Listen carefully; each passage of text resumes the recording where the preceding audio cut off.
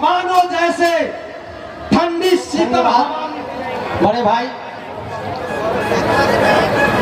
मुखिया जी, आपने मुझे जो सौभाग्य दिया है इस बड़ी मंच से, इसलिए आपको तहे दिल से अभिवादन, नमस्कार, प्रणाम। आप एक अच्छे संचालक हैं। आपके कुशल संचालन में जो कार्यक्रम हो रहा है ये वाकई बहुत ही सराहनीय है। आज के इस बिहार बदलाव यात्रा के मंचासीन गार्जियन प्रबुद्ध जितने भी बिहार प्रदेश से आए हुए अभिभावक हैं, आप सभी को नंद किशोर गुप्ता का प्रणाम स्वीकार हो एवं आदरणीय सभा यहाँ उपस्थित जितने भी दूर दुराज गांव गौमई से आए हुए माता एवं बहनों, पिता, कुल बुजुर्गों, साथियों, नौजवान, कर्णधार दोस्तों, आप सबको नंद किशोर गुप्ता का प्रणाम, आदाब, नमस्कार, सत श्री अकाल स्वीकार हो।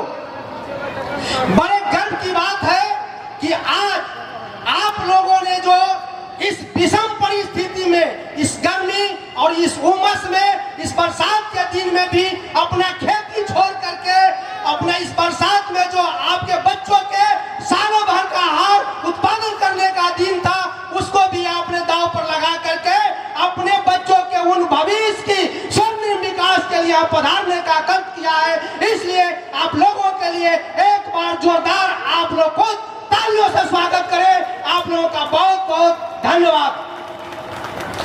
बहुत सुंदर बात है, आज जो आप बिहार बदलाव में ये जो शुरुआती दौर है, इसमें इसके नींव में जो एक एक ईंट आपने देने का काम किया है, ये वाकई अब स्मरणीय है, सराहनीय है और ये ऐतिहासिक रहेगा।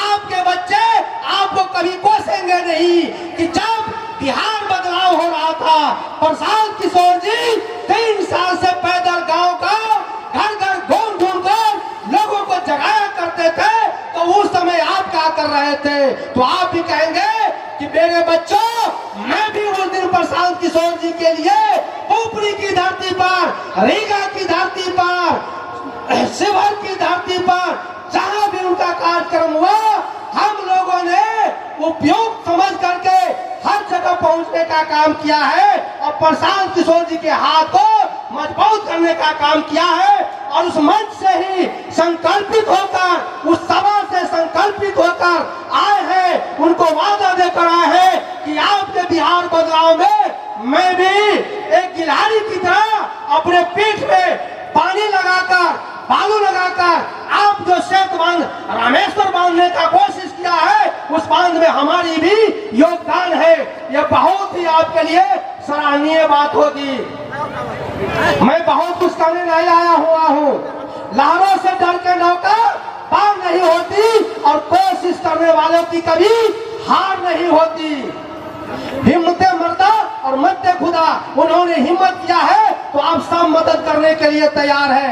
आपके बच्चों के साथ जब पटना की धरती पर बीपीएससी का एग्जाम हुआ था, उसके साथ धांधली हुई थी। आपके बच्चों के ऊपर जब उस कपकपाती ठंड में पानी का बौछार किया गया था, उनके जैकेट और कपड़े भिगा दिए गए थे, उसके बाद भी लाठी का प्रहार किया गया था। उसमें न जात देखा था, न पात देखा था, न ऊंच देखा था, न नीच देखा था। जितने भी आपके बच्चे, आप गरीब गुरबा अपना पेट काट करके, अपना धन बेच करके, भैंस बेचकर, गाछी बेचकर अपने बच्चों को पढ़ने के लिए पटना में भेजाने का काम किया कि मेरा बच्चा भी आईएएस अफसर बनेगा, मेरा भी बेटा दरोगा बनेगा, मेरा बच्चा जो है एसपी बनेगा, डीएसपी बनेगा।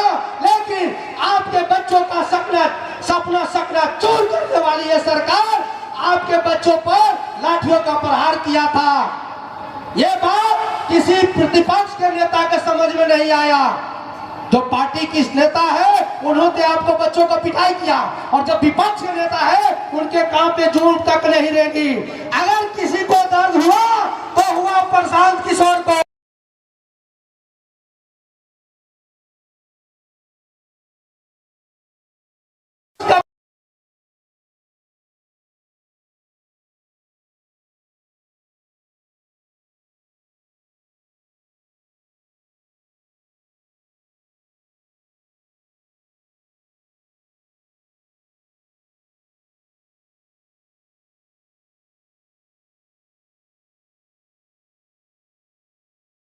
मैं गलत काम नहीं करूंगा। मैं उनको जेल में ऐसे कैसे बिना पर्ची के कैसे ठूस दूं, बिना कोई कारण जाने कैसे अंदर डाल दूं। उसके लिए आप कुछ हमको लिखित तो दीजिए।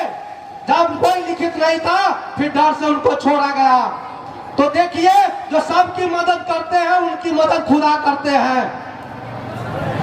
हम अब आपको ज्यादा समय लेकर के आतंकित नहीं करेंगे, क्योंकि बहुत सारे वक्ताओं की भीड़ है और सर ने भी बता दिया कि आपकी बड़ी लंबी भाषण होती है। मैं आप लोगों को उबाने के लिए नहीं आया हूं, मैं आप लोगों में वो एनर्जी डालने के लिए आया हूं जो मेरे अंदर भी प्रशांत किशोर के साथ 3 साल से चल रहा है, वो आप लोगों के अंदर भी डालने के लिए आया हूं।